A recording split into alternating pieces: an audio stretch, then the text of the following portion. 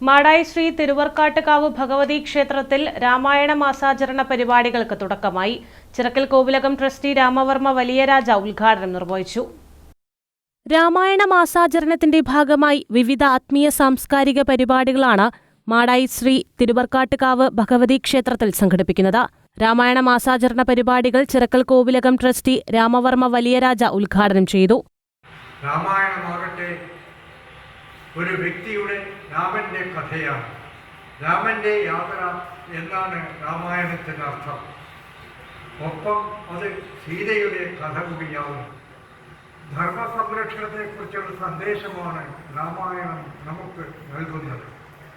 ധാർമ്മിക മൂല്യങ്ങളെ സംരക്ഷിക്കാൻ രാജസിംഹാസനം വരെ ഉപേക്ഷിക്കുന്ന രാമൻ ഒരു മാതൃകാ പുരുഷനാണ്.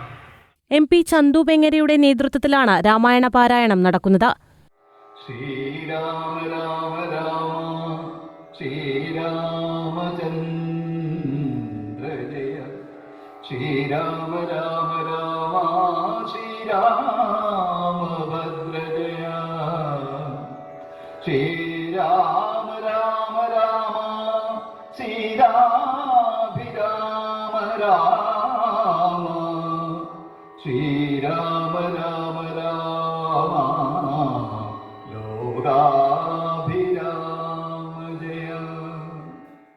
ഉദ്ഘാടന ചടങ്ങിൽ എക്സിക്യൂട്ടീവ് ഓഫീസർ കെ വേണു, ക്ഷേത്രം manager N Narayana Pidarar, KVN Baiju, advocate TV Harindran, Rakesh TP, K Sukumaran, Ramapuram Raju, Krishnapidarar, K Nambiathan എന്നിവർ പങ്കെടുത്തു. കേരളത്തിന്റെയും കർണാടകത്തിന്റെയും വിവിധ ഭാഗങ്ങളിൽ നിന്ന് ആയിരക്കണക്കിന് ഭക്തരാണ് മാടായി ശ്രീ തിരുവർക്കാട്ടുകാവ് ഭഗവതി ക്ഷേത്രത്തിലെത്തുന്നത്. ചൊവ്വ, വെള്ളി, ശനി, ഞായർ ദിവസങ്ങളിൽ ഭക്തജനങ്ങൾക്ക് അന്നദാനവും ക്ഷേത്രത്തിൽ ഒരുക്കിയിട്ടുണ്ടെന്ന് ഭാരവാഹികൾ അറിയിച്ചു.